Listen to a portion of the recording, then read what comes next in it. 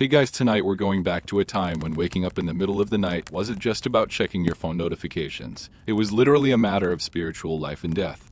Picture this, you're a medieval monk in the year 589, and you've just fallen asleep on your straw mattress after a long day of copying manuscripts and tending to turnips.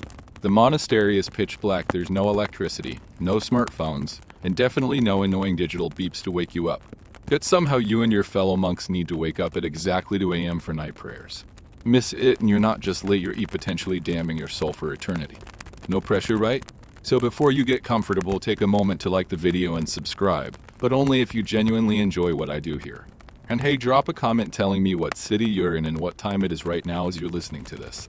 I'm always curious about where in the world people are drifting off to these boring historical tales. Now dim the lights, maybe turn on a fan for that soft background hum, and let's ease into tonight's journey together. You're standing in the stone corridors of a Benedictine monastery somewhere in what would later become France. The walls are thick limestone, and even in summer, there's a perpetual chill that seeps through your rough woolen habit. Your name is Brother Aldrich, and you've been living this monastic life for about 3 years now. Long enough to know that the most terrifying sound in the world isn't a wolf howling outside, it's the absolute silence when someone forgets to wake up for matins. The midnight prayer service. The thing is, you don't just pray whenever you feel like it. Oh no, that would be far too simple and probably too comfortable for medieval Christianity.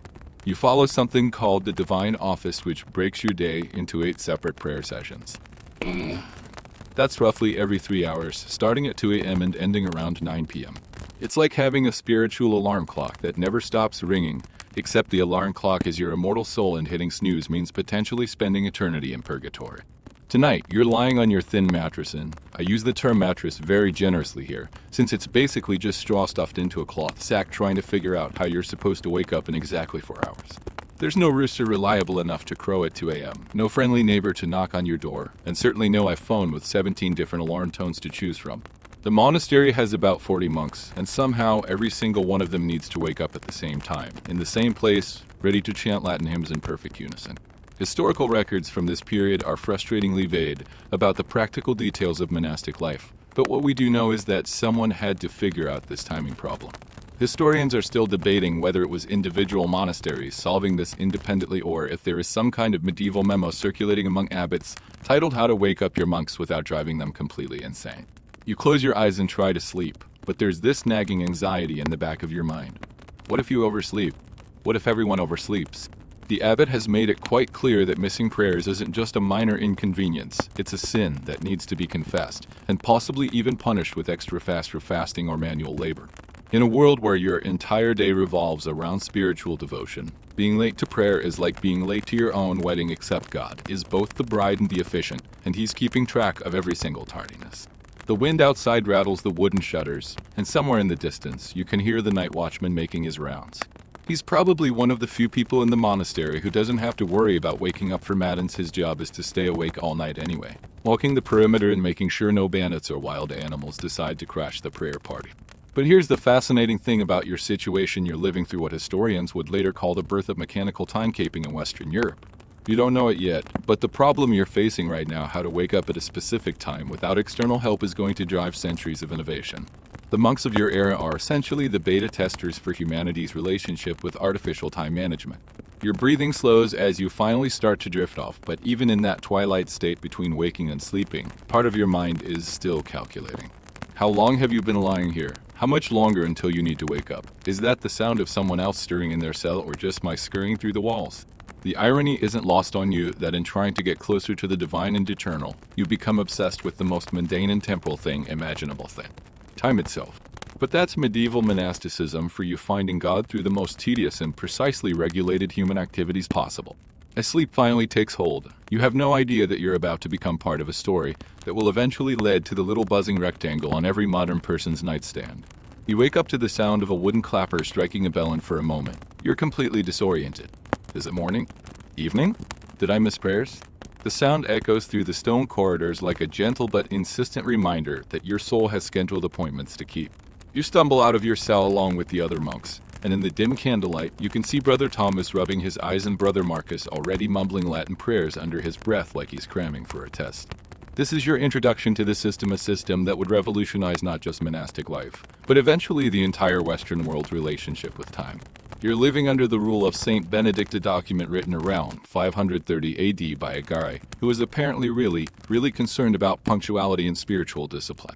Benedict didn't just write some vague guidelines about being good monks, he created what was essentially the world's first comprehensive employee handbook, complete with detailed schedules, behavioral expectations, and yes, very specific instructions about when to wake up and pray. The thing about Benedict's rule is that it's both incredibly practical and slightly obsessive. He divided the day into these 8 prayer periods not because 8 is a particularly magical number, but because he was trying to create a rhythm that would keep monks' spiritual life focused throughout the entire day. It's like he looked at human nature and said, you know what? People are going to slack off and forget about God unless I make them check in every few hours. You're shuffling through the corridors now, following the other monks toward the chapel, and you can't help but notice how this whole system actually works. Someone, and you're not entirely sure who, managed to wake up early enough to ring the bell that woke everyone else up. It's like a spiritual chain reaction, but with the critical weakness that if the first person fails, everybody fails. Historians are still arguing about exactly how this first-person problem was solved in the earliest monasteries, but the fact that it worked suggests some pretty clever time management was happening. The chapel is cold and dimly lit by candles, and as you take your place in the wooden choir stalls, you realize you're participating in something that's happening simultaneously in monasteries across Europe. Right now, at this exact moment, thousands of monks are waking up to pray matins. It's like a continent-wide synchronized swimming performance, except instead of swimming, everyone's chanting in Latin, and instead of a pool, it's medieval Europe. Benedict's genius wasn't just in creating a schedule, it was in creating a schedule that acknowledged human limitations while still pushing people toward spiritual perfection. He knew that if you left monks to their own devices, they'd probably sleep in, skip prayers, and spend too much time gossiping about monastery politics. So he created a system where individual willpower wasn't enough, you needed collective discipline and, more importantly, some kind of reliable timekeeping mechanism. The prayers begin, and you're chanting along with the others, but part of your mind is still wondering about the logistics. How did Brother Francis, who rang the bell tonight, know it was time to wake up? Did he just guess? Did he have some kind of internal clock that was naturally calibrated to do AM? Or was there some method you weren't aware of, some monastic trade secret that only the senior brothers knew about? What you don't realize is that you're living through the early stages of what historians call the monastic revolution in timekeeping. Before Benedict's rule became widespread, most people's daily rhythms were governed by natural cycles: sunrise, sunset, the changing seasons. But monasteries needed something more precise, something that could divide the night into measurable intervals and ensure that spiritual obligations were met regardless of weather, season, or individual preference. This need for precision was creating a cultural shift that would eventually spread far beyond monastery walls. By making time into something measurable and controllable, rather than just something that happened naturally, Benedict was essentially laying the groundwork for the modern world's obsession with schedules, deadlines, and productivity. He probably didn't intend to invent the concept of being on time, but that's essentially what happened. The prayers continue, and you're gradually becoming more alert, but you're also becoming more aware of the elaborate choreography required to make this whole system work. Someone had to calculate when to AM would arrive. Someone had to wake up before the AM to ring the bell. Someone had to maintain the bell, keep the candles lit, and ensure that the chapel was ready for 40 sleepy monks to stumble in and start chanting. It's like a medieval version of a Swiss watch, except instead of precise gears and springs, it's all held together by human discipline, religious devotion, and what must have been some very clever time management techniques that nobody bothered to write down in detail. Scholars today still debate exactly how these early monasteries solved the fundamental problem of knowing what time it was in the middle of the night. As the prayers wind down and you prepare to return to yourself for a few more hours of sleep before the next prayer service, you're struck by a thought: this system you're living under is going to spread. Not just to other monasteries, but eventually to entire cities, kingdoms, and continents. The idea that time should be divided into precise, measurable units, and that human activities should be synchronized according to those units, is going to become one of the defining characteristics of Western civilization. But for now, you're just a sleepy monk trying to get through the night without forgetting any Latin verses.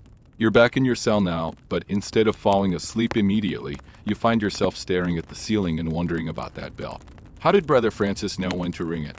This question is going to keep you awake for the next hour, which is ironic considering you only have about 3 hours until the next prayer service. But here's the thing, you're not the only monk lying awake wondering about this.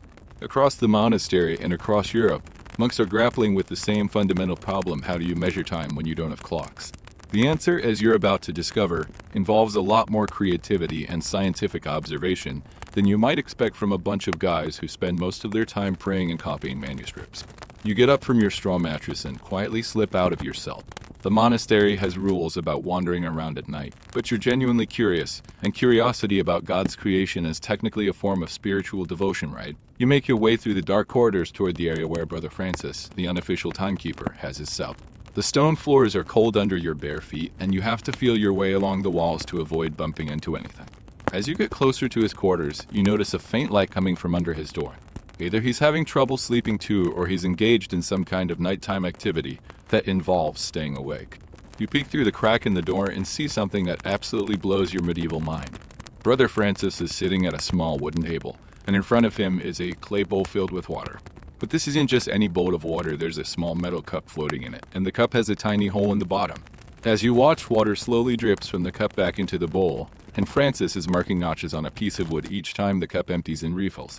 You're looking at a water clock, also called a klepstia, which is basically the ancient world's answer to the question, how do you measure time when the sun isn't shining? The principle is beautifully simple: water drips at a relatively consistent rate, so if you can measure how much water has dripped, you can estimate how much time has passed. It's like an hourglass, but with water instead of sand, and it works in complete darkness. Francis notices you peeking and waves you in with a slightly guilty expression. Couldn't sleep either, he whispers, and you realize that keeping track of time in a medieval monastery is apparently a much more stressful job than you initially thought. He explains that he's been experimenting with different size holes in the cup, trying to calibrate the drip rate so that each full cycle represents about 15 minutes. It's crude, but it's also ingenious medieval technology at its finest. But here's where it gets really interesting. Francis shows you that he's not just using one water clock, he's got 3 of them, all calibrated slightly differently, because he's discovered that water drips at different rates depending on the temperature. In winter, when the monastery is colder, water drips more slowly. In summer, it drips faster. So he's essentially created a primitive system of redundant timekeeping, where he can cross-minus reference multiple clocks to get a more accurate reading. The level of scientific observation happening here is remarkable. Francis has been keeping detailed notes about how environmental conditions affect his water clocks, and he's discovered principles that wouldn't be formally codified by scientists for several more centuries.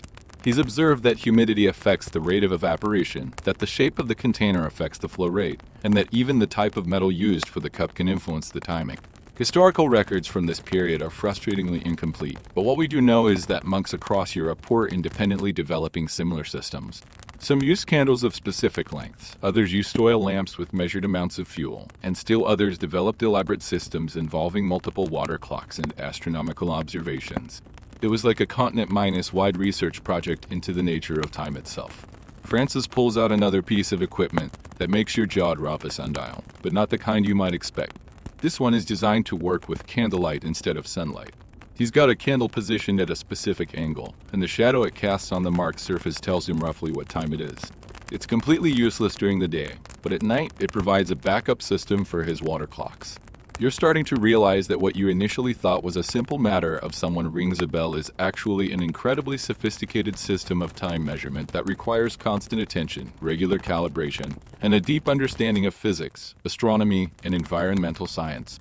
Francis isn't just the guy who wakes people up, he's essentially the monastery's chief scientist and timekeeper rolled into one. The really fascinating part is that this knowledge wasn't written down in any official monastery manual. It was passed down through informal apprenticeships with experienced timekeepers teaching younger monks through hands-on demonstration. This means that each monastery probably developed its own unique variations and innovations, creating a diverse ecosystem of timekeeping techniques across medieval Europe. Historians are still debating how widespread these sophisticated timekeeping methods were, but the fact that monasteries were able to maintain consistent prayer schedules across different seasons and weather conditions suggests that someone, somewhere, was doing some pretty advanced time management. The question is whether it was individual genius monks like Francis, or whether there was some kind of informal network of knowledge sharing among monasteries. As you watch Francis carefully adjust the position of his candle and make another mark on his wooden time tracking stick, you realize you're witnessing the birth of precision timekeeping in Western civilization. This isn't just about waking up for prayers, it's about humanity's first serious attempt to impose artificial order on the natural flow of time. Francis reaches into a wooden chest and pulls out something that makes you do a double mistake. It's a candle, but not just any candle. This one has small metal pins or nails stuck into the wax at regular intervals along its length. He lights it with a flame from his oil lamp, and as the wax melts, you can see that the pins are positioned at very specific distances from each other. "Watch this," he whispers, and you both sit there in the flickering candlelight waiting. After what feels like about 20 minutes, the candle burns down to the first pin, and suddenly there's a small tink sound as the metal pin drops onto the wooden plate beneath the candle. Francis grins like he's just shown you a most amazing magic trick in the world, and honestly for a medieval monk this probably counts as pretty high monastic entertainment. You're looking at what historians would later call a candle clock, and it's basically a timer that works on the principle that candles burn at a relatively predictable rate. By placing pins at measured intervals, Francis has created a system where each falling pin marks the passage of a specific amount of time. It's ingenious, portable, and works regardless of weather conditions, the medieval equivalent of a smartphone alarm, except instead of playing annoying electronic sounds, it makes gentle metallic pings. The really clever part is how Francis has calibrated these candles. He shows you a collection of different candles, each marked with different symbols and designed for different purposes. Some are short and thick for measuring brief intervals, others are long and thin for tracking longer periods. He's essentially created a whole arsenal of specialized timekeeping tools, each optimized for specific situations. But here's where it gets really interesting. Francis explains that different types of wax burn at different rates. Beeswax, which is expensive and mostly reserved for church services, burns slowly and steadily. Tallow candles, made from animal fat, burn faster but less predictably. Even the weather affects burning rates. Humid air makes candles burn more slowly, while dry air makes them burn faster. So Francis has to constantly adjust his calculations based on environmental conditions. You're watching him make these adjustments in real minus time, and it's like seeing a medieval scientist at work. He's got charts scratched into pieces of wood that show how different candle types perform under different conditions. He's discovered that candles burn more slowly in the early morning hours when the air is cooler and more humid, and faster in the evening when the monastery is warmer from the day's activities. The level of precision here is remarkable. Francis has figured out that a standard beeswax candle burns approximately 1 inch per hour under normal conditions, but he's also discovered that normal conditions basically never exist. So he's developed a complex system of adjustments and caliradians that would make a modern engineer proud. It's like he's running a one-man research laboratory dedicated to the science of controlled combustion. Historical records suggest that this kind of candle clock technology was widely used in monasteries across Europe, but the specific techniques were rarely written down. Most of what we know comes from passing references in monastery chronicles or account books that mention purchases of pins, wax, and specialized candle making equipment. Scholars are still debating whether these techniques were developed independently at different monasteries, or whether there was some kind of informal knowledge sharing network among timekeepers. Francis pulls out another candle, and this one is even more elaborate. Instead of pins, it has different colored wax layers, and as it burns, it reveals different colors that correspond to different prayer times. It's like a medieval mood ring, except instead of showing your emotions, it shows what time it is. The blue section means it's time for matins, the red section means lauds is approaching, and so on. You're starting to understand that what you initially thought was a simple matter of lighting a candle and waiting is actually an incredibly sophisticated system that requires deep knowledge of material science, environmental conditions, and precise mathematical calculations. Francis isn't just burning candles, he's conducting controlled experiments in combustion physics. The really fascinating part is how this technology spread beyond monasteries. Francis mentions that he's taught candle clock techniques to merchants who need to time their business activities, and to craftsmen who need to coordinate their work schedules. The monastery is essentially serving as a research and development center for time measurement technology that's gradually spreading into the broader medieval economy. As you watch another pin drop with its distinctive tink sound, you realize you're witnessing one of the crucial stepping stones between ancient sundials and modern mechanical clocks. This isn't just about measuring time, it's about creating artificial time that exists independently of natural cycles. The candle doesn't care whether it's day or night, summer or winter, sunny or cloudy. It burns at its own rate, creating its own temporal rhythm that humans can adapt to. Francis blows out the candle and carefully notes the time on his wooden record keeping stick. Tomorrow night, he'll light another candle and repeat the process, gradually building up a database of timing information that will help him maintain the monastery's prayer schedule with increasing precision. It's methodical, repetitive work that requires constant attention and adjustment, but it's also laying the groundwork for humanity's eventual mastery over time itself. You head back to your cell with a new appreciation for the complexity hidden behind that simple bell that woke you up earlier. Someone had to design these timing systems, calibrate them, maintain them, and operate them every single night. The smooth functioning of monastic life depends on what is essentially a medieval technology startup focused on time management solutions. The next night, you volunteer to help Francis with his timekeeping duties, partly out of curiosity and partly because you realize that understanding how time works in the monastery might help you sleep better. He leads you up a narrow stone staircase to the bell tower, where you discover an entirely different level of medieval time management that involves looking up at the sky and somehow extracting precise temporal information from the movement of stars. Francis points to a small opening in the tower wall, not quite a window, more like a carefully positioned gap in the stones, and explains that this is his star clock. You peer through the opening and see a specific constellation framed perfectly in the gap. When that bright star reaches the left edge of the opening, he says, it's time for matins. When it reaches the right edge, we're getting close to lauds. You're looking at what historians call stellar timekeeping, and it's based on the fact that stars move across the sky at a predictable rate due to Earth's rotation. Different stars appear in the same position at different times throughout the night, so if you know which star should be where at what time, you can basically use the entire night sky as a giant clock face. It's like having a cosmic timepiece that's been running perfectly for thousands of years. The really clever part is how Francis has customized this system for the monastery's specific needs. He's identified not just one star, but several different celestial markers that correspond to different prayer times. That cluster of stars over there means it's 1 a.m. When you can see that particular bright star through the eastern window, it's 2 a.m. and time for matins. When the constellation starts to disappear behind the western wall, it's approaching 3 a.m. and time to start preparing for lauds. But here's where it gets complicated. Stars don't appear in the same positions every night. The night sky changes gradually throughout the year as Earth orbits the sun, which means Francis has to constantly adjust his stellar calendar. In winter, he uses one set of star positions. In summer, he uses completely different ones.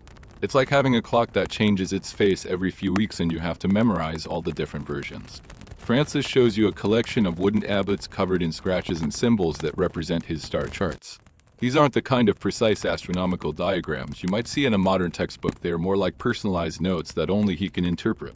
One tablet shows winter star positions, another shows spring positions, and so on. He's essentially created his own personalized astronomical database, calibrated specifically for this monastery's location and prayer schedule. You're starting to realize that being a monastery timekeeper requires you to be part physicist, part astronomer, and part meteorologist. Francis has to understand how environmental conditions affect his water clocks and candles, but he also has to track the movement of celestial bodies and predict how seasonal changes will affect his timing systems. It's like being a one-man scientific research institute focused entirely on the measurement of time. The really fascinating aspect is how this knowledge was preserved and transmitted. Francis learned these techniques from the previous timekeeper, who learned them from his predecessor, creating an unbroken chain of astronomical knowledge that stretches back centuries. But unlike formal academic knowledge, this information was passed down through hands minus on apprenticeships and practical demonstrations. Each timekeeper probably added his own innovations and improvements, creating a slowly evolving tradition of monastic astronomy. Historical records from this period are frustratingly incomplete about the specifics of stellar timekeeping, but we know that monasteries were among the most sophisticated astronomical observatories in medieval Europe. Monks were tracking celestial movements not just for timekeeping, but also for calculating the dates of religious holidays, predicting eclipses, and creating calendars. The need for precise prayer timing was driving advances in observational astronomy that wouldn't be equaled in secular institutions for several more centuries. Francis points to another star and explains that this one is particularly reliable because it's bright enough to see, even on cloudy nights when other stars are obscured. He's discovered that different stars have different visibility characteristics, and he's learned to use backup stars for nights when his primary timing stars aren't visible. It's like having a redundant navigation system, except instead of GPS satellites, he's using actual celestial bodies. You spend the next hour learning to identify the key timing stars, and it's surprisingly difficult. Stars that look completely different to Francis all look basically the same to you. He's developed a level of visual precision that allows him to detect subtle changes in star positions that would be invisible to an untrained observer. It's like he's developed a specialized form of night vision that's calibrated specifically for astronomical timekeeping. The most remarkable thing is how this system integrates with his other timekeeping methods. Francis doesn't just use stars or just use candles or just use water clocks. He uses all of them together, referencing different timing systems to achieve a level of accuracy that would be impressive even by modern standards. On cloudy nights, he relies more heavily on candles and water clocks. On clear nights, he uses stellar observations to calibrate his other instruments. As you watch Francis make careful observations of star positions, you record them on his wooden tablets. You realize you're witnessing the birth of precision timekeeping in Western civilization. This isn't just about waking up for prayers, it's about humanity's first serious attempt to create artificial time that exists independently of natural cycle. The monastery needs to maintain its prayer schedule regardless of weather, season, or environmental conditions, and that need is driving innovations in time measurement that will eventually transform the entire world. 3 months later, you're standing in the monastery workshop watching Brother Marcus, the abbey's blacksmith, hammer away at what looks like a collection of metal gears and wheel. The sound of metal striking metal echoes through the stone chambers, and you can't help but wonder what he's building. It's clearly not a horseshoe or a cooking pot. These pieces are too intricate to precisely shape for everyday metalwork. Francis is standing beside you, and he's practically vibrating with excitement. This, he says, gesturing toward the collection of metal components, is going to solve all our timing problems. You're looking at the early stages of what will become the monastery's first mechanical clock, and it's both more complex and more primitive than anything you could have imagined. The basic principle is actually quite simple, at least in theory. Instead of relying on water dripping or candles burning, this contraption uses falling weights to power a series of gears that rotate at predictable rates. A heavy stone attached to a rope slowly descends, turning a wheel, which turns another wheel, which turns another wheel, each one moving at a different speed. It's like a medieval version of a Swiss watch, except instead of tiny springs and jeweled bearings, everything is made of rough iron and operates on the principle of gravity and mechanical leverage. Brother Marcus wipes sweat from his forehead and explains that the trickiest part isn't making the gears, it's making them precise enough to maintain accurate timing. Each gear tooth has to be exactly the right size and shape, or the whole system will gradually drift out of sync. He's been working on this project for over a year, and he's discovered that medieval metallurgy and precision engineering don't always play nicely together. You're watching him file down gear teeth one by one, and it's clear that this is incredibly tedious work. Each gear requires dozens of teeth, and each tooth has to be shaped by hand with simple tools. One slightly oversized tooth can throw off the timing of the entire mechanism. It's like trying to build a computer using only a hammer and file, except instead of processing information, you're processing time itself. The really fascinating part is how this technology came to the monastery. Francis explains that he heard about mechanical clocks from a traveling merchant who had seen one in a cathedral in northern France. The merchant couldn't explain how it worked, but he could describe what it looked like and what it did. So Francis and Marcus have been essentially reverse engineering a technology based on secondhand descriptions and their own mechanical intuition. Historical records from this period are frustratingly vague about the exact origins of mechanical clock technology. But what we do know is that the first mechanical clocks appeared in European monasteries and cathedrals during the 13th century. Scholars are still debating whether this technology was developed independently in different locations or whether there was some kind of knowledge sharing network among religious institutions. Marcus shows you the most crucial component, something called an escapement mechanism. It's basically a metal lever that rocks back and forth, allowing the gear train to advance one tooth at a time at regular intervals. Without this component, the falling weight would just make all the gears spin freely until the weight hit the ground. The escapement is what converts the continuous pull of gravity into the discrete, measurable ticks that create artificial time. The sound it makes is absolutely hypnotic, a steady tick minus stock that echoes through the workshop. You're listening to the heartbeat of mechanical time, and it's both soothing and slightly unnerving. This is the sound that will eventually become the background rhythm of modern civilization, but right now, it's just a weird noise coming from a pile of metal gears in a monastery workshop. But here's where things get really interesting. This clock isn't just about telling time, it's about controlling time.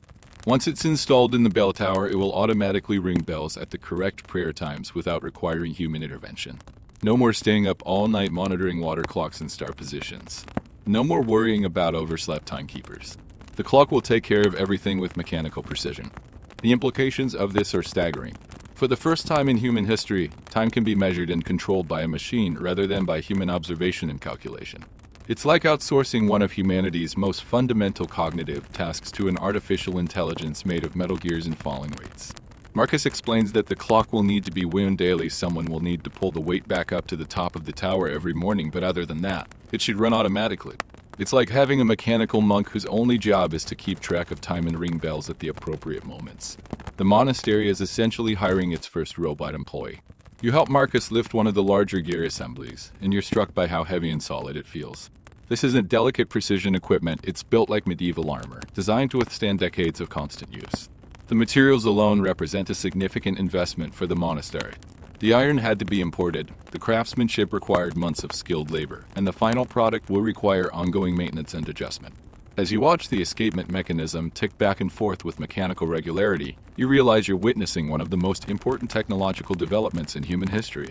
This isn't just about monastery timekeeping, it's about humanity's first successful attempt to create artificial time that exists independently of natural cycles, human observation, or environmental conditions. The clock doesn't care if it's day or night, summer or winter, sunny or cloudy. It just keeps ticking, creating its own temporal rhythm that humans can synchronize their activities around. 6 months after the mechanical clock is installed, you discover that being responsible for maintaining it is possibly the most stressful job in the entire monastery. You've been promoted to clock keeper, which sounds prestigious until you realize that if the clock stops working, 40 monks miss their prayers and potentially endanger their immortal souls. No pressure whatsoever. You're standing in the bell tower at 5 a.m., staring at the clock mechanism that has just made a grinding noise and stopped moving entirely. The escapement is frozen, one of the gear teeth appears to be bent, and there's a mysterious metal shaving on the floor that definitely wasn't there yesterday. The next prayer service is in exactly 2 hours, and you have absolutely no idea how to fix any of this. The thing about mechanical clocks is that they're simultaneously more reliable and more fragile than any of the previous timekeeping methods. When they work, they're incredibly precise, more accurate than water clocks, more consistent than candles, and completely independent of weather conditions. But when they break spectacularly, and usually at the worst possible moment. You've learned that clock maintenance is like being a medieval emergency medical technician, except instead of treating human patients, you're performing surgery on a pile of metal gears while under extreme time pressure. Every grinding sound, every slight hesitation in the tick-minus-stock rhythm, every tiny metal shaving on the floor is a potential symptom of mechanical failure that could bring the entire monastery's prayer schedule to a grinding halt. The irony isn't lost on you that a device designed to eliminate human error in timekeeping has created entirely new categories of human error. Francis never had to worry about gear teeth wearing down or escapement mechanisms jamming. His worst-case scenario was a candle burning too fast or a water clock overflowing. Your worst-case scenario is a complete mechanical failure that requires hours of repair work, while increasingly anxious monks wonder why the bells aren't ringing. Brother Marcus, the blacksmith who built the clock, has become your unofficial backup technician, but he's not always available when things go wrong. He's got horseshoes to make and farm tools to repair, and he can't drop everything every time the clock makes a weird noise. So you've had to develop your own mechanical troubleshooting skills, which mostly consist of poking things with metal tools and hoping for the best.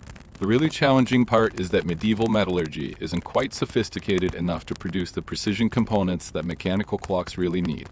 The iron is inconsistent, the gear teeth wore down unevenly, and the whole mechanism is constantly fighting against the effects of temperature changes, humidity, and the gradual accumulation of dust and debris. It's like trying to run a modern computer using components made from medieval technology. You've discovered that the clock requires daily maintenance that goes far beyond just winding the weights. Every morning, you have to check the gear alignments, clean out accumulated dust, apply oil to the moving parts, and make tiny adjustments to the escapement timing. It's like being a medieval Formula One mechanic, except instead of preparing for a race,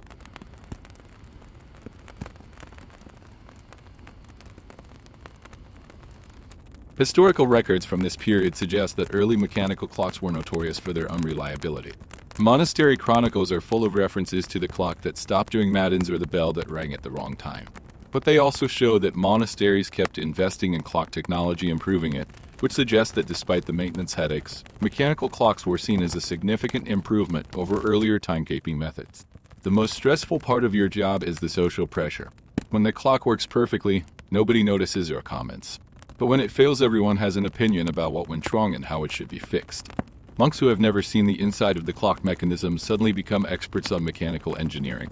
Have you tried hitting it with a hammer is apparently the medieval equivalent of have you tried turning it off and on again. You've also discovered that the clock's accuracy varies depending on all sorts of environmental factors that nobody warned you about. Cold weather makes the metal contract, which affects the gear spacing. Hot weather makes everything expand, which throws off the timing. High humidity causes parts to rust more quickly. Even the position of the moon affects the building stone foundation, which can subtly alter the clock's alignment. The really fascinating aspect is how the clock has changed the monastery's entire relationship with time.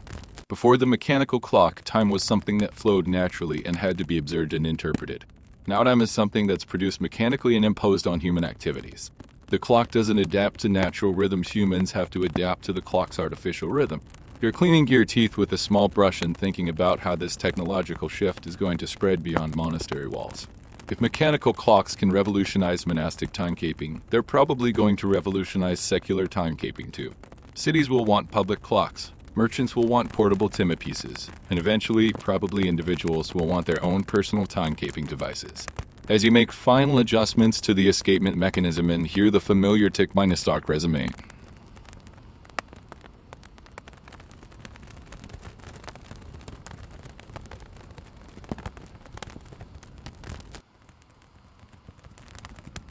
Every gear you file, every adjustment you make, every crisis you solve is contributing to humanity's gradual mastery over time itself. The bells ring precisely at 7 a.m., and you allow yourself a moment of pride before starting to worry about what might go wrong tomorrow. 2 years into your career as clock keeper, you're standing in the workshop watching brother Marcus train his apprentice, young Thomas, in the art of precision gear cutting. The monastery's clock has been so successful that 3 neighboring abbeys have requested their own mechanical timepieces, and Marcus is essentially running the medieval equivalent of a clock manufacturing startup.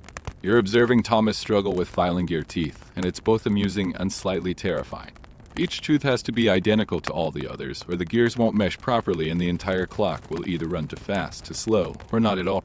Thomas has been working on a single gear for 2 weeks, and he's already thrown away for attempts because the teeth weren't uniform enough. The really fascinating thing is how this technology transfer is happening. There are no blueprints, no technical manuals, no standardized measurements. Everything is taught through hands minus on demonstration and trial minus and minus error experimentation. Marcus shows Thomas how to hold the file, how to count strokes, how to test the gear spacing, but ultimately, each apprentice has to develop their own feel for the work. You're watching the birth of what historians would later call the mechanical arts tradition in medieval Europe. Before clocks, most technology was relatively simple and could be learned through informal apprenticeships. But mechanical clocks require a level of precision and technical knowledge that's pushing the boundaries of what medieval craftsmen can achieve with traditional tools and techniques. Marcus explains that he's had to invent new tools just to make clock components. He's developed specialized files for cutting gear teeth, custom measuring devices for checking wheel alignment, and even a primitive lathe for shaping metal rods. The monastery workshop is becoming a research and development center for precision manufacturing techniques that wouldn't be equaled in secular industries for several more centuries. The economics of clock production are fascinating. Each mechanical clock requires months of skilled labor, expensive materials, and ongoing maintenance support. A single clock costs more than most monastery buildings, but the abbeys are willing to pay these costs because mechanical timekeeping is seen as both a spiritual necessity and a mark of institutional prestige. You're also starting to see the social implications of this technology. The neighboring villages have begun organizing their activities around the monastery's bell schedule. Farmers know when to start their morning work, merchants know when to open their shops, and even the local alehouses coordinate their closing times with the monastery's evening prayers. The clock isn't just regulating monastic life, it's becoming the temporal heartbeat of the entire regional economy. But here's where it gets really interesting. Different monasteries are developing slightly different approaches to clock construction. The Abbey of St. Denis has built a clock that emphasizes durability over precision. The monastery at Cluny has focused on creating more accurate escapement mechanisms. Each institution is essentially conducting its own research project into mechanical timekeeping, creating a diverse ecosystem of technological innovation. Thomas finally finishes a gear that meets Marcus's standards, and you can see the pride in his eyes.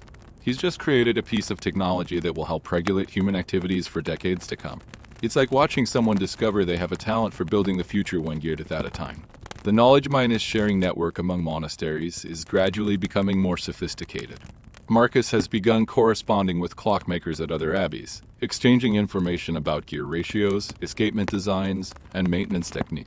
It's like a medieval version of open source software development, except instead of sharing code, they're sharing mechanical engineering expertise. You've also noticed that the clock has changed the monastery's relationship with the outside world. Merchants and travelers now plan their journeys around the monastery's bell schedule. The clock has become a regional time standard that coordinates activities across multiple communities. It's like the monastery has accidentally become the local time zone authority. The really remarkable aspect is how this technology is democratizing precision timekeeping.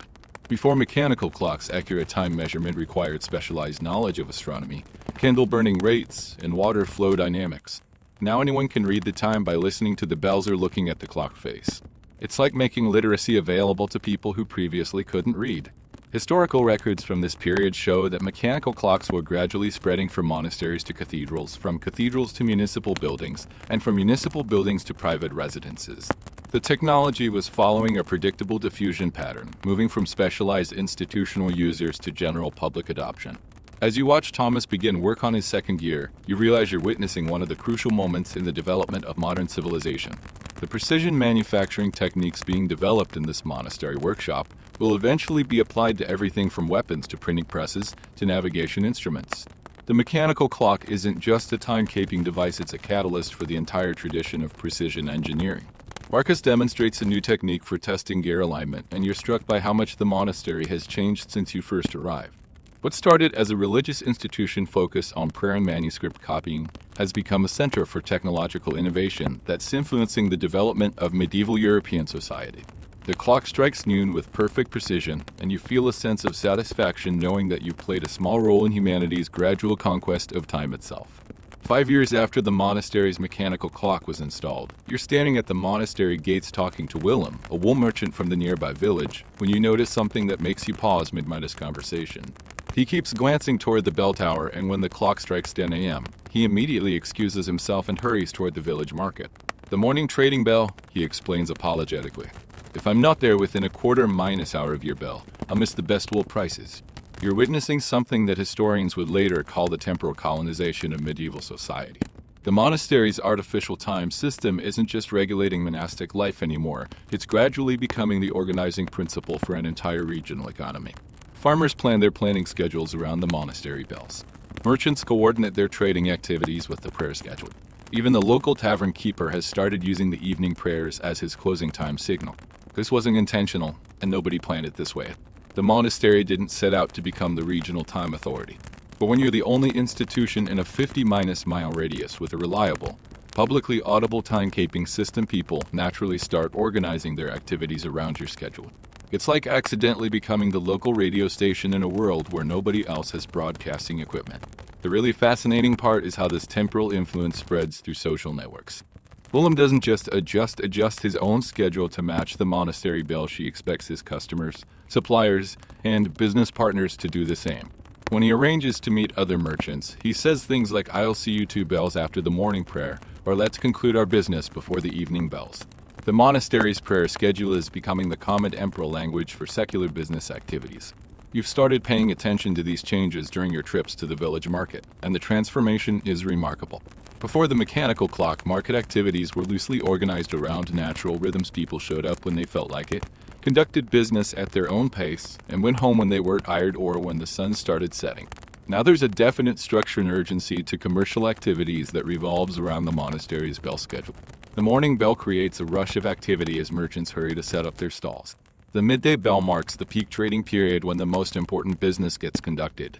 The evening bell signals the end of the trading day, with merchants packing up their goods and settling accounts. It's like the monastery has accidentally created the world's first standardized business hours, and everyone is adapting to this new temporal discipline. But here's where it gets really interesting. Different villages in the region are starting to coordinate their activities, not just with their local monastery, but with each other.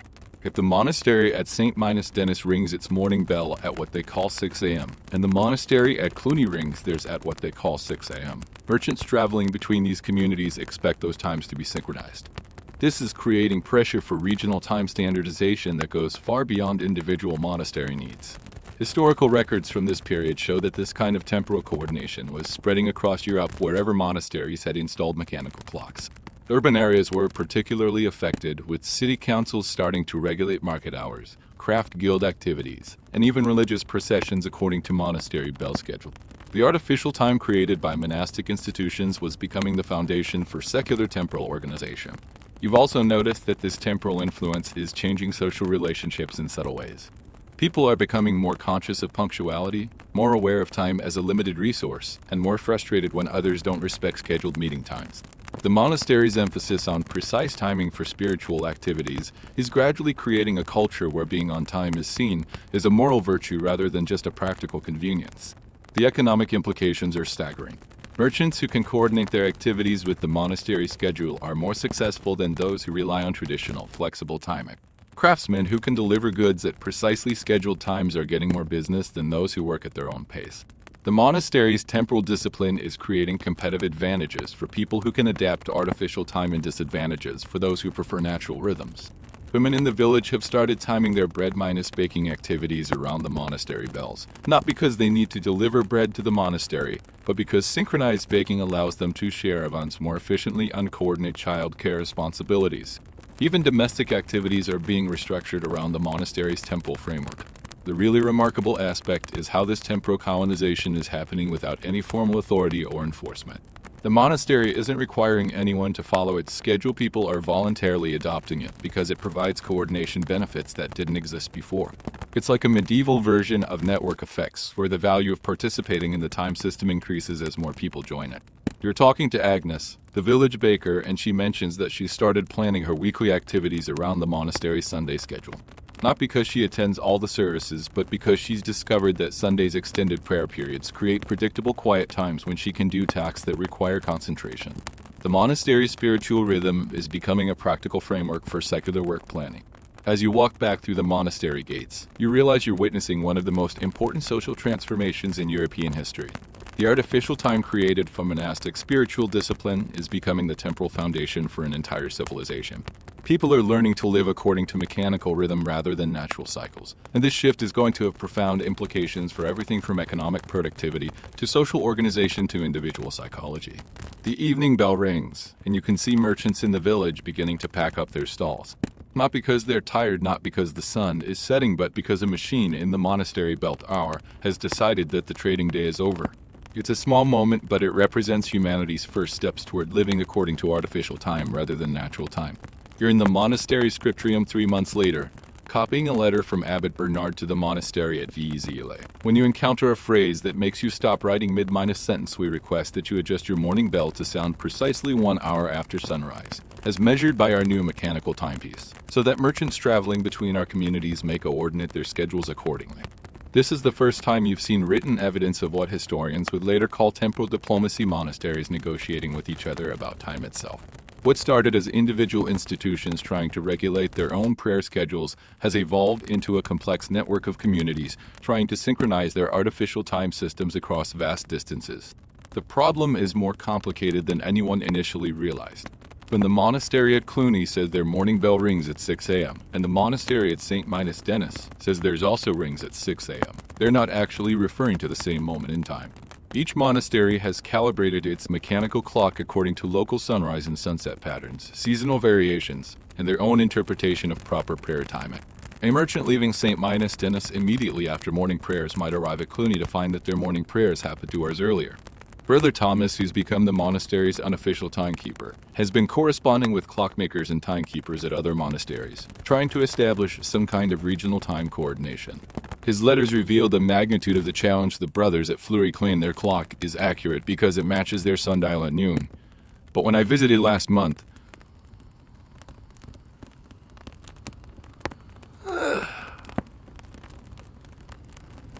either their sundial is wrong, or their clock is wrong, or our understanding of time itself is incomplete. You've started paying attention to these temporal discrepancies during your travels with the monastery's trade delegations. When you arrive at the Abbey of St. Germain des Prez, you notice that their bell schedule seems to run about 40 minutes ahead of your monastery's schedule. Their morning prayers are finishing just as yours would be beginning back home. This isn't just inconvenient, it's creating serious coordination problems for merchants, pilgrims, and even diplomatic communications between monasteries. The most fascinating aspect is how different monasteries are developing different solutions to this timing problem. Some are trying to synchronize their clocks with astronomical observations, using the position of specific stars or the shadow patterns of carefully constructed sundials. Others are focusing on travel time coordination, adjusting their schedules to match the monasteries they trade with most frequently. Still others are doubling down on local accuracy, insisting that their time system is correct and everyone else needs to adjust. Brother Thomas shows you a letter from the monastery at Corbie that proposes an ingenious solution. Rather than trying to synchronize our clocks with distant monasteries, we should establish a network of signal fires or horn calls that can transmit time information rapidly across region. When our morning bell rings, we light a fire on the hill behind our monastery. When the monastery at Amiens sees our fire, they ring their bell and light their own signal fire. This way, the morning prayer time can spread across northern France within an hour. This signal system was actually attempted in several regions, and historical records show it worked remarkably well for short distances. But the logistics became overwhelming as the network expanded. Signal fires are weather-minus dependent. Horn calls can't travel more than a few miles, and the human coordination required to maintain such a system across dozens of monasteries proved nearly impossible. You're beginning to understand that the monastery has accidentally created something much more significant than a device for regulating prayer times. Mechanical timekeeping has introduced the possibility of precise temporal coordination across vast distances, but it's also revealed the fundamental arbitrariness of human time systems. Every monastery that builds a mechanical clock has to make decisions about what time it should display, and these decisions are creating a patchwork of incompatible temporal systems across Europe. The economic implications are becoming increasingly apparent. Merchants who can navigate these temporal discrepancies are gaining competitive advantages over those who can't. You've met traders who carry multiple time-tracking devices, sundials, water clocks, and even primitive mechanical timepieces so they can conduct business according to whatever temporal system is dominant in each region they visit. More importantly, you're witnessing the birth of what would eventually become the modern concept of time zones. Different monasteries are realizing that trying to maintain identical time systems across hundreds of miles is practically impossible, but they can create regional time coordination within smaller areas. The monastery at Cluny and its daughter houses are developing what amounts to Cluny time, while the Cistercian monasteries are coordinating around Cistercian time. Agnes, the village baker, has started asking you about these temporal variations during your visits to the market. She's noticed that merchants from different regions arrive at different times despite claiming to follow the same schedule. If everyone is using monastery bells to coordinate their activities, why can't the monasteries coordinate their bells with each other? She asks. It's a perfectly reasonable question that reveals the fundamental challenge of creating artificial time systems. The most profound realization is that the monastery's mechanical clock hasn't just changed how people experience time, it's revealed that time itself is a human construction that requires constant negotiation and coordination.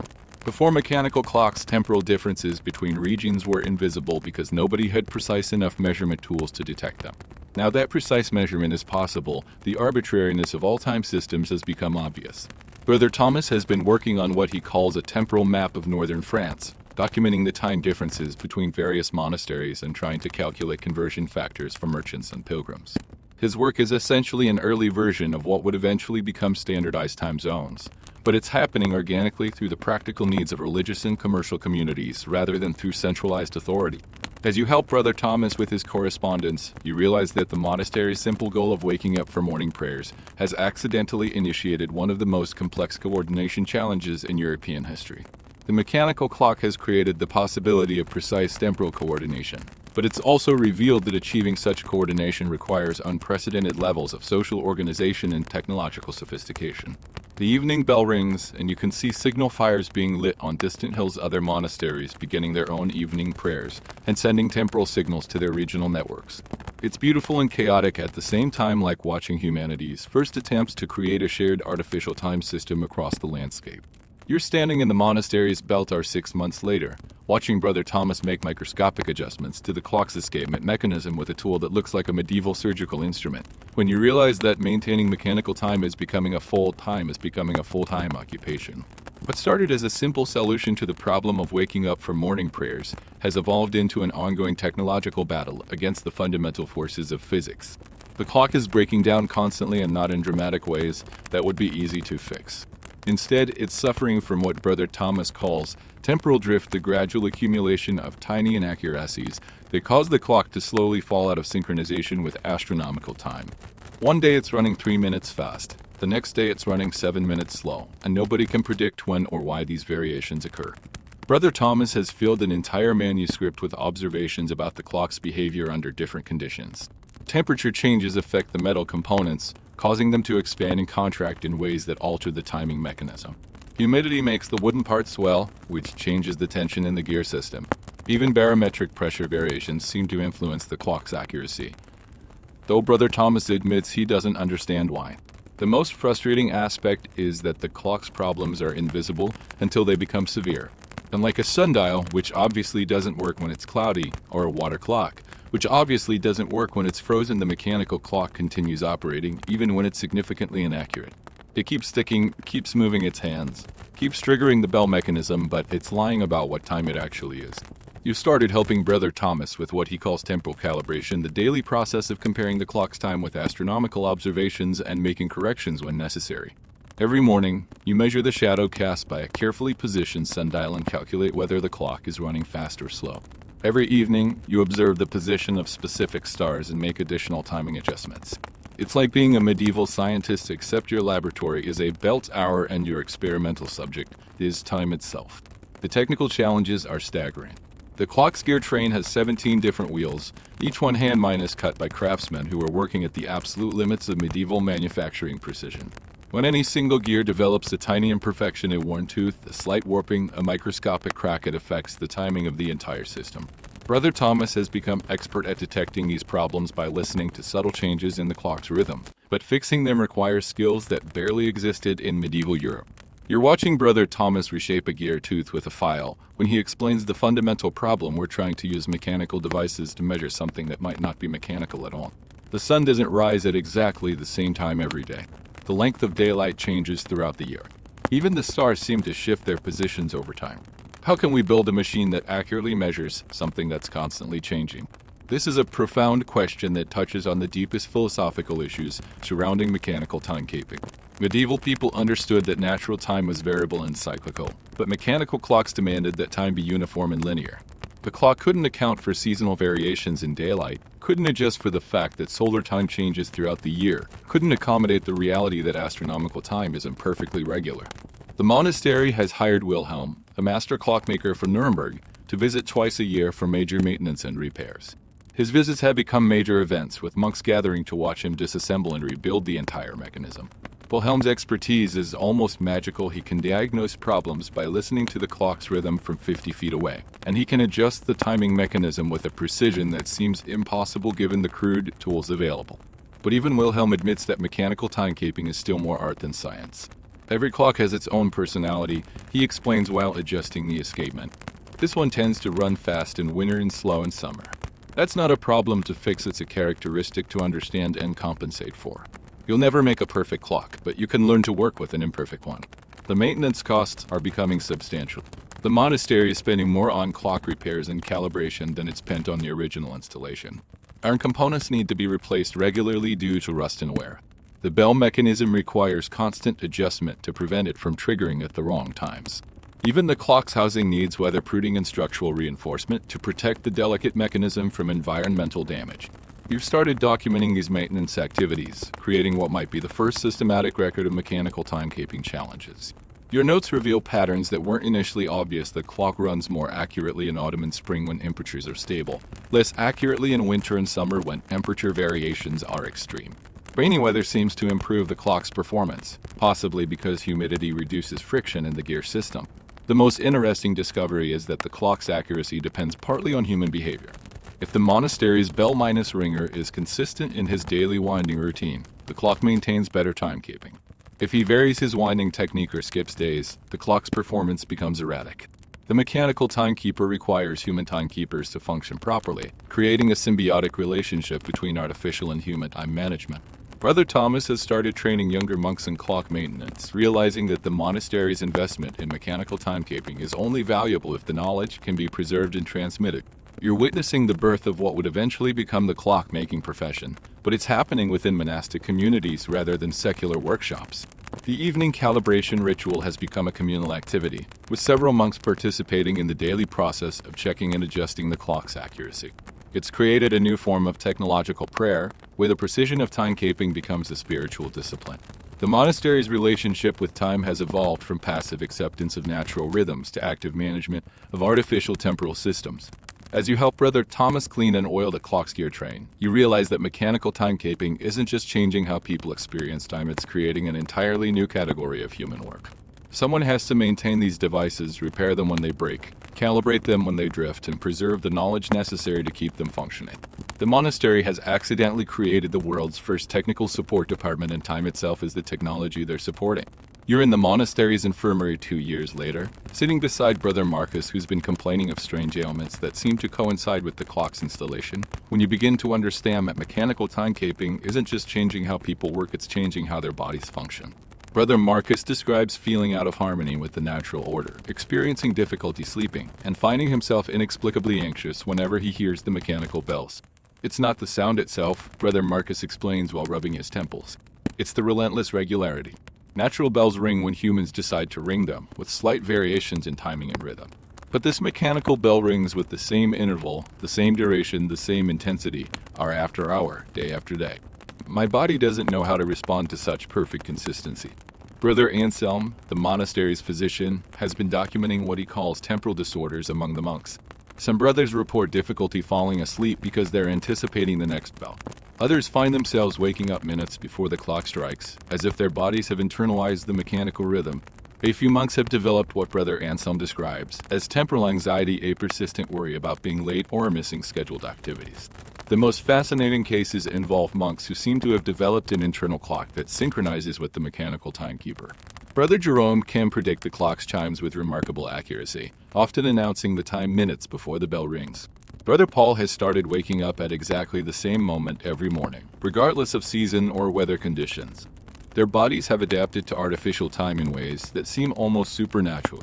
You've been observing these changes in yourself and noticed that your sleep patterns have shifted dramatically since the clock's installation.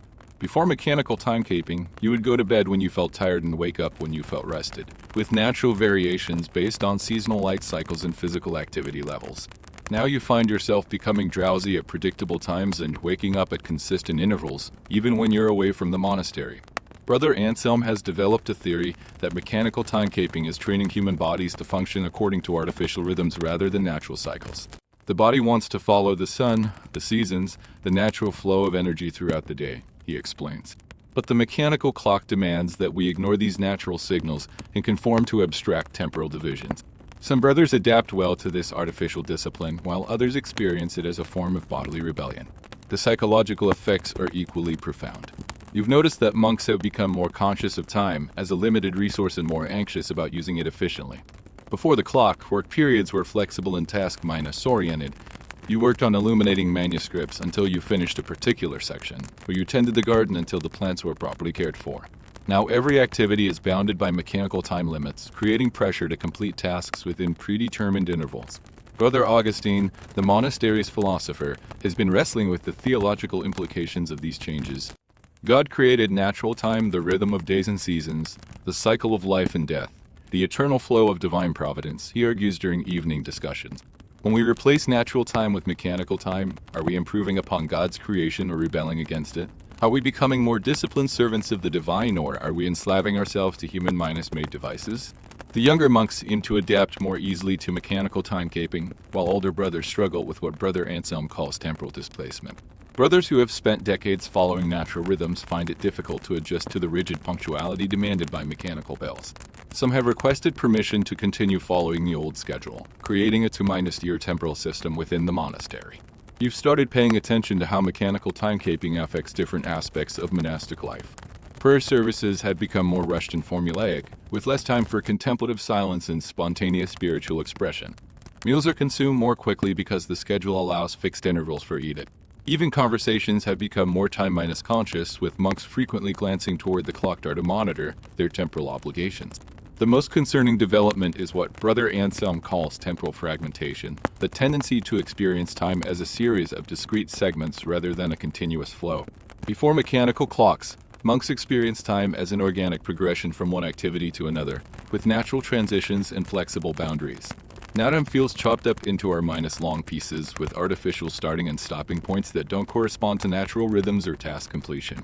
Brother Thomas has been documenting these effects in his correspondence with other monasteries, and his letters reveal that similar patterns are occurring wherever mechanical clocks have been installed. The monastery at Cluny reports that their monks have developed chronic punctuality anxiety. The brothers at St. Denis described sleep disorders that seem related to mechanical bell scheduling. Even the monastery at Ves-Ile, which initially praised their clock's efficiency, now acknowledges that some monks are experiencing temporal adjustment difficulties. The economic implications are becoming apparent in the monastery's workshop activities. Craftsmen who once worked at their own pace, taking breaks when they felt tired and working intensively when they felt energized, now must conform to mechanical time schedules. Some report that this artificial pacing reduces the quality of their work, while others find that time pressure actually improves their productivity. You're particularly struck by changes in the monastery's scriptorium, where manuscript copying has become more mechanized and less artistic. Scribes who once worked in contemplative silence, allowing their spiritual state to influence their calligraphy, now must produce a certain number of pages per time interval. The mechanical clock has transformed creative work into time-space labor, with spiritual and artistic implications that nobody anticipated. Brother Anselm has started prescribing what he calls temporal rest periods, times when monks are encouraged to ignore the mechanical clock and follow their natural rhythms. He's noticed that brothers who spend time in the garden, where seasonal cycles are still dominant, seem to recover some of their natural temporal sensitivity. The human body needs regular exposure to natural time, he argues. Mechanical time is useful for coordination and efficiency, but it shouldn't completely replace our connection to organic rhythm. The monastery is gradually developing what modern psychologists might recognize as strategies for managing technological adaptation. Some monks have learned to use mechanical time as a tool while maintaining their internal connection to natural rhythms. Others have embraced artificial timekeeping as a form of spiritual discipline, viewing precise punctuality as a way to demonstrate devotion to God. As you help Brother Anselm with his medical observations, you realize that the monastery's experiment with mechanical timekeeping is revealing fundamental truths about human temporal consciousness. People aren't just passive recipients of time, they're reactive participants in creating and experiencing temporal reality. The mechanical clock has shown that time can be artificially constructed, but it's also revealed that human bodies and minds have their own temporal preferences that can't be easily overridden. You're standing in the monastery's chapter house 3 years after the clock's installation, listening to Abbot William address what he calls the temporal crisis, when you realize that mechanical timekeeping has created problems that nobody anticipated and solutions that nobody requested. The monastery's experiment with artificial time has been so successful that it's threatening to destroy the very spiritual life it was meant to protect. We sought to serve God more faithfully by organizing our prayers with greater precision, Abbot William explains to the assembled community. But I fear we have begun serving the clock more faithfully than we serve God. Our brothers rush through prayers to avoid being late for the next scheduled activity. Our contemplative silence has been replaced by temporal anxiety. We have gained efficiency and lost spirituality. The statistics that Brother Thomas has compiled are sobering. Prayer services that once lasted as long as the community felt spiritually moved now end exactly when the clock dictates, regardless of the brother's spiritual state. Periods of contemplative reading have been reduced from flexible, intuitive durations to rigid 30-minute segments. Even personal prayer time has become mechanized, with monks allocating specific time periods for different aspects of their spiritual practice. Brother Augustine has been developing what he calls temporal theology, a systematic examination of how mechanical timekeeping affects religious experience. His conclusions are deeply troubling. God exists outside of time and eternity. When we pray, we seek to participate in that eternal reality. But mechanical time constantly pulls us back into temporal consciousness, making it difficult to achieve the spiritual transcendence that is the goal of monastic life. You've been observing these changes in your own spiritual practice and notice that the clock has fundamentally altered your relationship with prayer. Before mechanical timekeeping, you would begin prayers when you felt called to pray and continue until you felt spiritually satisfied. Now you find yourself checking the time during prayers, calculating how much time remains in the scheduled period, and feeling anxious about completing your spiritual obligations within the allotted time frame. The most profound issue is what Brother Augustine calls temporal idolatry, the tendency to worship punctuality and efficiency rather than using them as tools for spiritual development. Some monks have become so obsessed with temporal precision that they've lost sight of the spiritual purposes that timekeeping was meant to serve. They arrive at prayer services exactly on time but leave immediately when the scheduled period ends, regardless of their spiritual state. Brother Marcus has proposed what he calls temporal reform, a systematic reconsideration of how the monastery uses mechanical timekeeping. His suggestions include maintaining clock-space coordination for practical activities like meals and work periods, while returning to natural, flexible timing for spiritual practices like prayer and contemplation. We should use mechanical time to serve our spiritual life, he argues, not allow it to dominate our spiritual life. The monastery has begun experimenting with what Brother Thomas calls hybrid temporal systems, combining mechanical precision for activities that require coordination with natural flexibility for activities that require spiritual depth. Morning prayers begin at a mechanically determined time so that all brothers can participate together, but they continue until the community feels spiritually complete rather than ending when the clock dictates. You've been helping to develop these hybrid systems and discover that they're more complex than anyone anticipated. Different activities require different temporal approaches. Meals need precise timing to ensure food is prepared and consumed while hot. Work periods need flexible timing to accommodate the natural rhythms of different tasks. Prayer services need both coordinated beginnings and organic ending. The psychological challenges are equally complex. Monks who have adapted to mechanical timekeeping find it difficult to return to natural rhythms.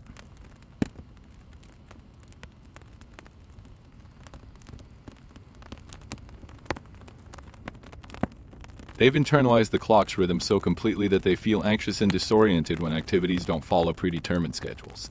Their bodies have been trained to expect mechanical regularity, and natural flexibility feels chaotic rather than liberating.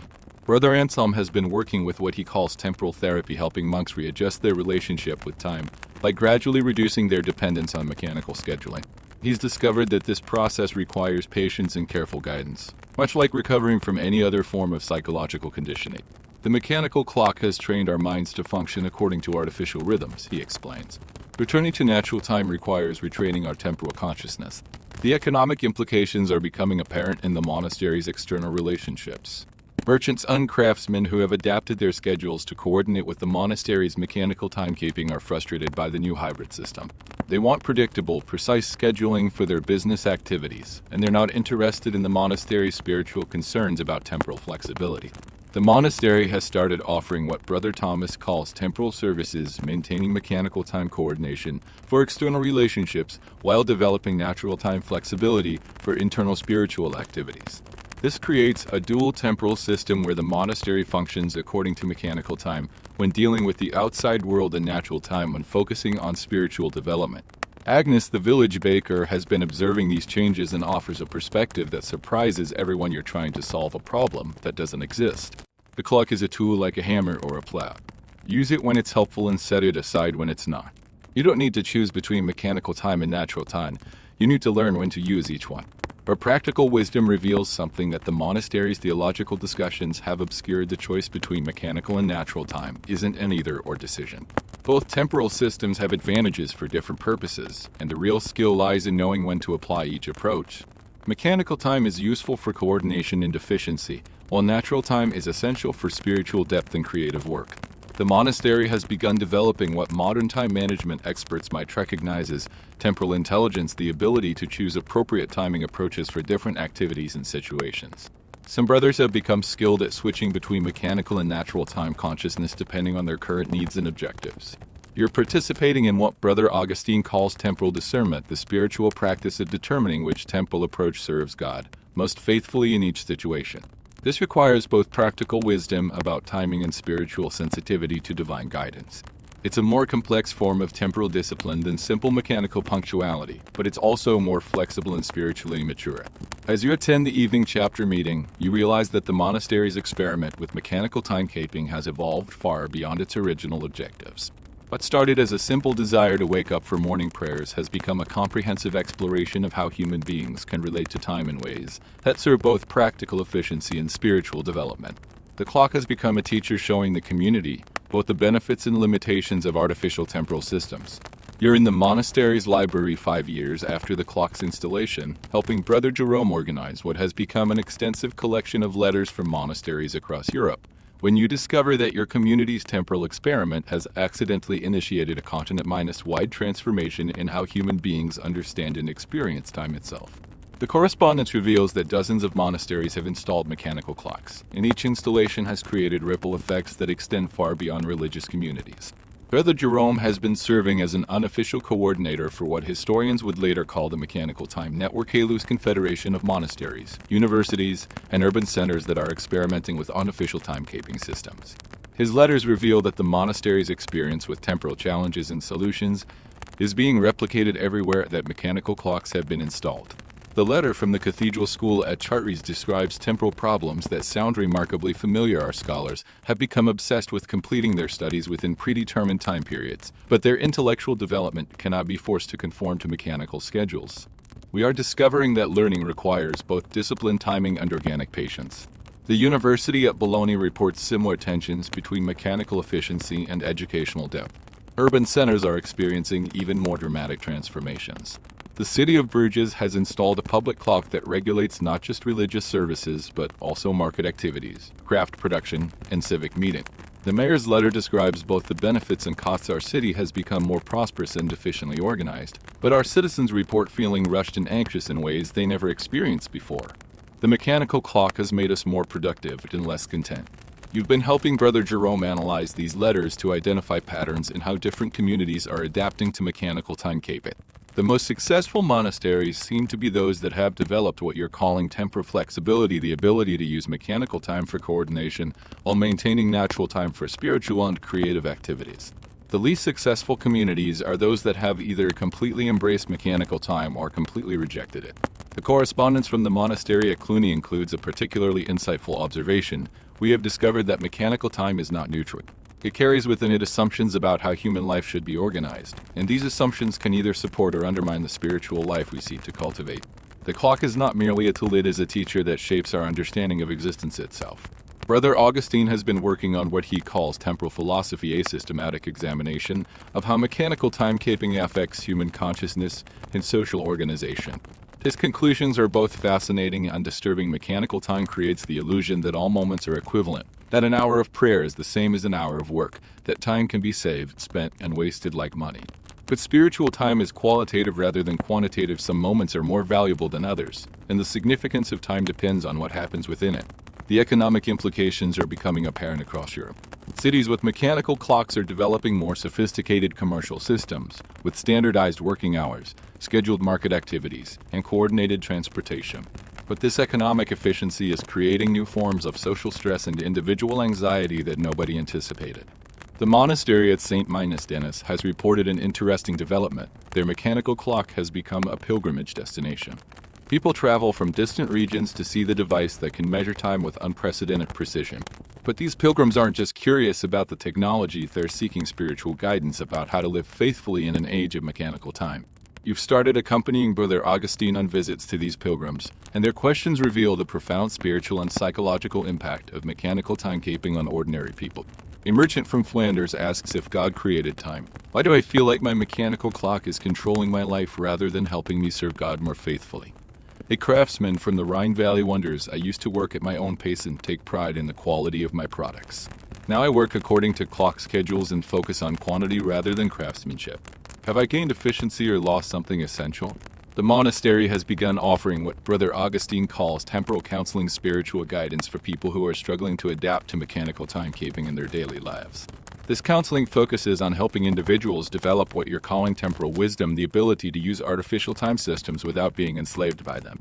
The most profound insight from this correspondence is that mechanical timekeeping isn't just changing how people organize their activities, it's changing how they understand themselves and their relationship to existence.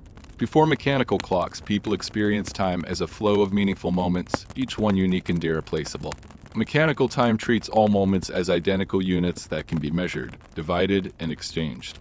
Brother Jerome has been developing what he calls temporal anthropology, the study of how different timekeeping systems affect human culture and consciousness. His research reveals that mechanical time is creating new forms of social organization, but also new forms of alienation and anxiety. People are becoming more coordinated, but less contemplative, more efficient, but less spiritually aware. The correspondence from the monastery at Ves Ile includes a warning that has become increasingly relevant. We fear that mechanical time will eventually replace natural time entirely, and that future generations will lose their connection to the organic rhythms that have sustained human life for millennia.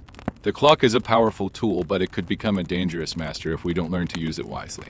You've been observing these changes in your own community and noticed that the monks who have adapted most successfully to mechanical timekeeping are those who have learned to switch consciously between different temporal modes. They use mechanical time for coordination and efficiency, but they also cultivate natural time for spiritual depth and creative work. They've developed what you're calling temporal bilingualism, fluency in both artificial and natural time systems. The evening bell rings, and you look up from Brother Jerome's correspondence to see monks throughout the monastery responding to the mechanical signal. Some hurry to complete their tasks before the scheduled activity change, while others finish their current work naturally and transition to prayer when they feel spiritually ready. The monastery has become a living laboratory for exploring how human beings can live faithfully in an age of artificial time. As you help Brother Jerome file the latest batch of letters, you realize that the monastery's simple experiment with mechanical timekeeping has contributed to one of the most significant cultural transformations in human history.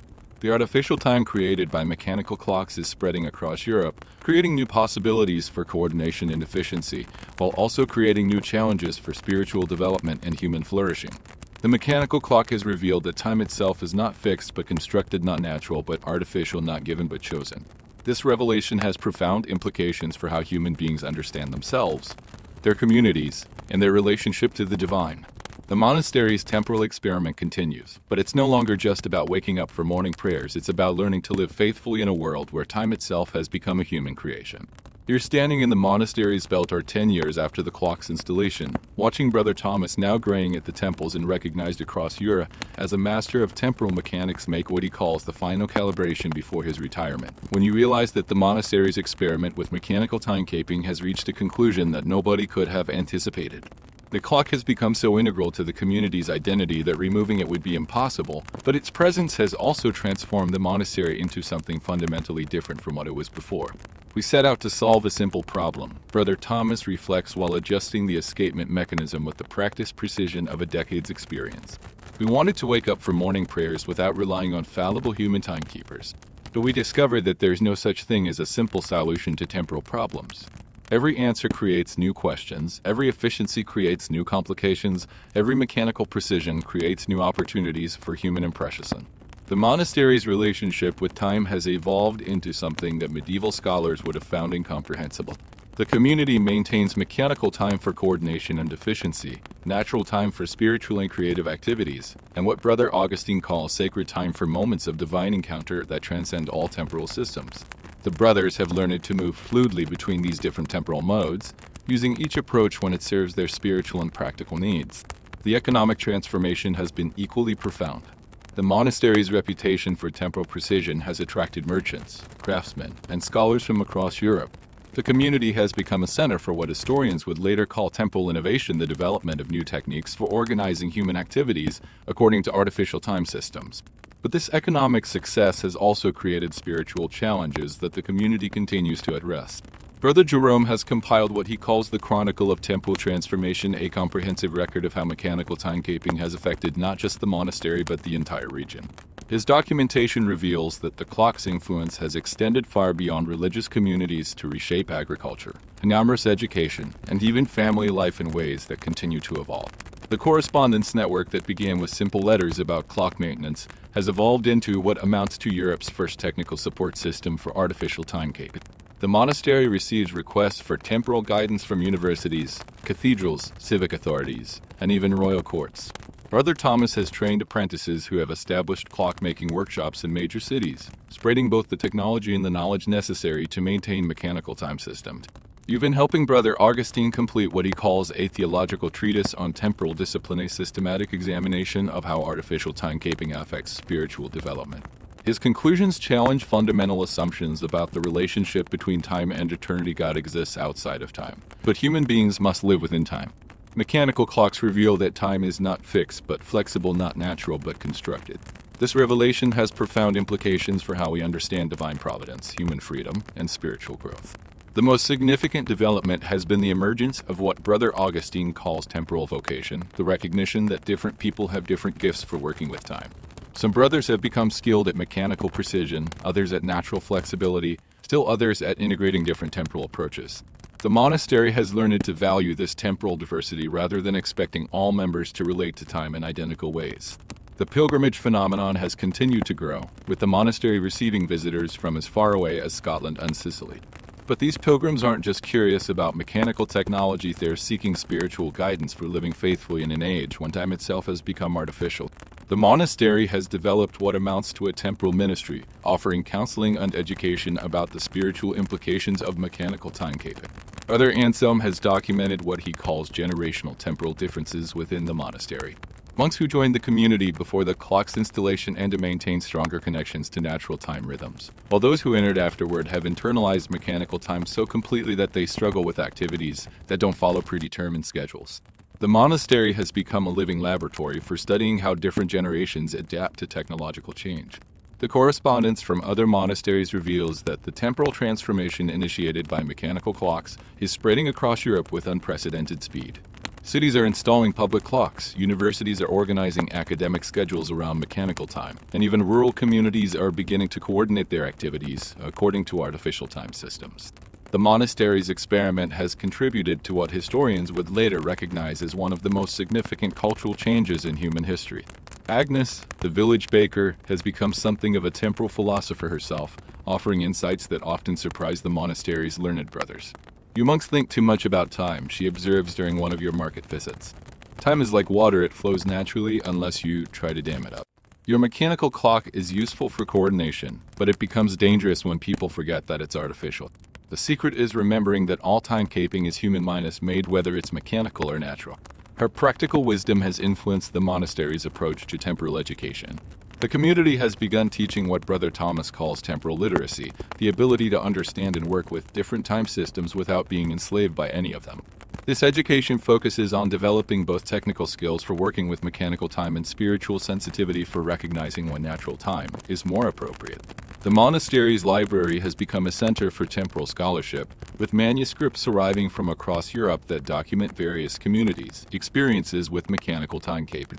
These documents reveal that the monastery's challenges and solutions are being replicated everywhere that artificial time systems have been installed. But they also show that each community must develop its own approaches to temporal integration. Brother Jerome has been working on what he calls temporal cartography, mapping the spread of mechanical timekeeping across Europe and documenting how different regions are adapting to artificial time. His maps reveal patterns that suggest mechanical time is not just spreading randomly, but following trade routes, pilgrimage paths, and intellectual networks in ways that reflect the interconnected nature of medieval society. The most profound realization has been that the monastery's temporal experiment was never really about time at all. It was about learning to live faithfully in a world where human beings have the power to create artificial systems that can either support or undermine their spiritual development. The mechanical clock has become a symbol of humanity's ability to transcend natural limitations while also revealing the responsibility that comes with such power.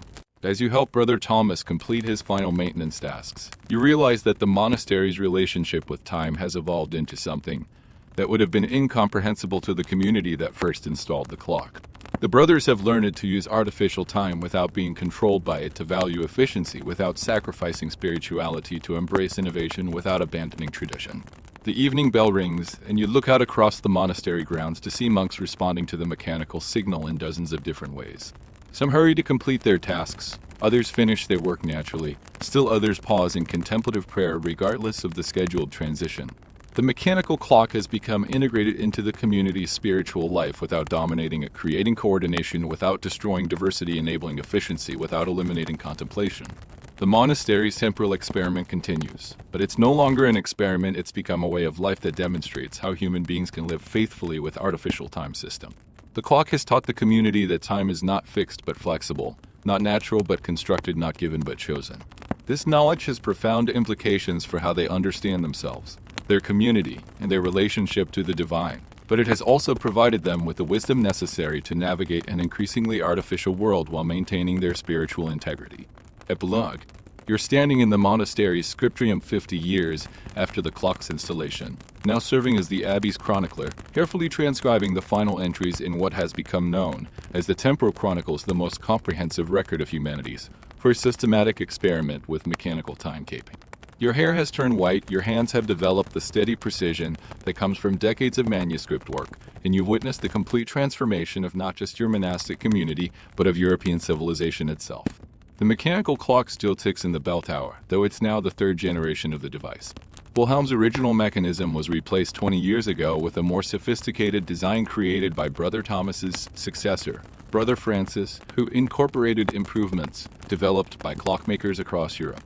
The current clock maintains accuracy within minutes rather than hours, rings with mathematical precision, and requires maintenance only twice per year. What once seemed like miraculous technology has become routine infrastructure.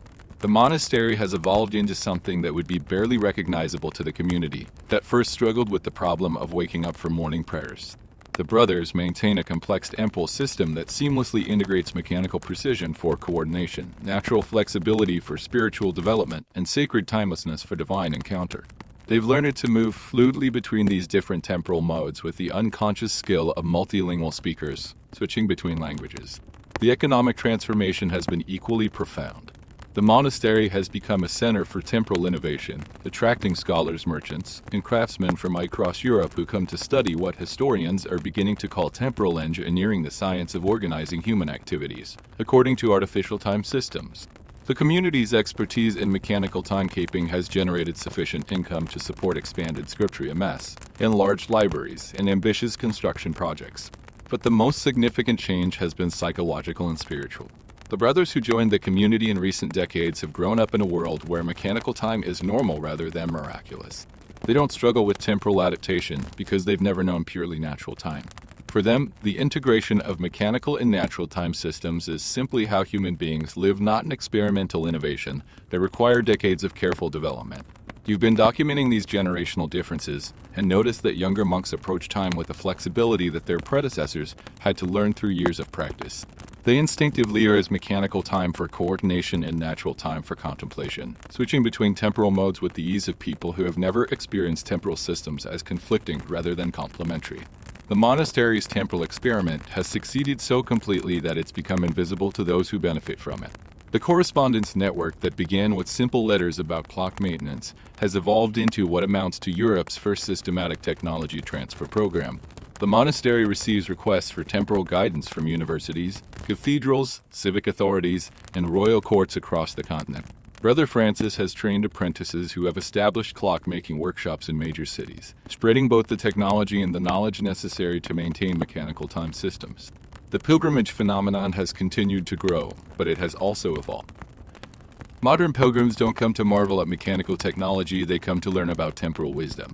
The monastery has developed what amounts to a curriculum for temporal education, offering courses in mechanical timekeeping, natural time sensitivity, and the spiritual integration of artificial and organic temporal system. Agnes, the village baker, is now a grandmother, but she still offers insights that surprise the monastery's learned brothers. You monks have learned something important about time, she observes during one of your market visits. You've discovered that time isn't something that happens to you, it's something you create.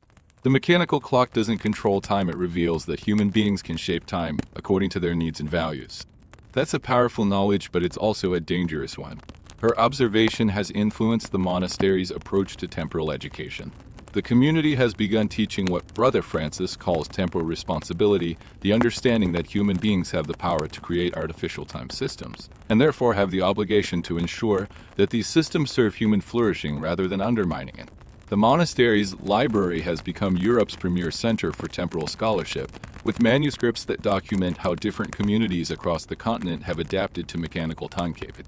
These documents reveal that the monastery's experience was both unique and universal. Every community that installed mechanical clocks faced similar challenges and developed similar solutions, but each had to discover these solutions through their own experimentation.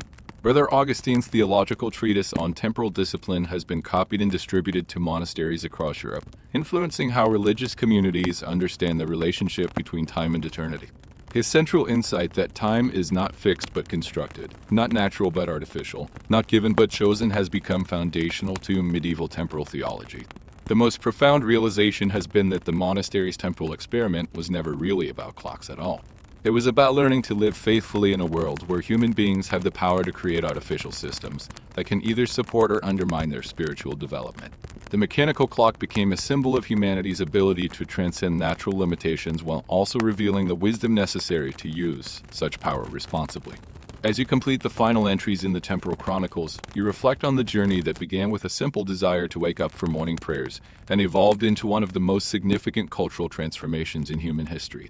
The monastery's experiment with mechanical timekeeping has demonstrated that human beings can learn to live faithfully with artificial time systems, but only if they maintain the wisdom to use these systems as tools rather than masters. The evening bell rings, and you look out across the monastery grounds to see monks responding to the mechanical signal in dozens of different ways. Some hurry to complete their tasks, others finish their work naturally, still others pause in contemplative prayer regardless of the scheduled transition. The mechanical clock has become integrated into the community's spiritual life without dominating it, creating coordination without destroying diversity, enabling efficiency without eliminating contemplation. The monastery's temple experiment has reached its conclusion, but its implications continue to unfold. The artificial time created by mechanical clocks is spreading across Europe, creating new possibilities for coordination and efficiency while also creating new challenges for spiritual development and human flourishing. The brothers have learned to navigate these challenges with wisdom developed through decades of experimentation, but each new community must discover its own path to temporal integration. You close the Temporal Chronicles and place the manuscript in the monastery's library, where it will serve as a guide for future generations who must learn to live faithfully in an increasingly artificial world. The mechanical clock still ticks in the bell tower, measuring time with mathematical precision, but it no longer controls the monastery's spiritual life.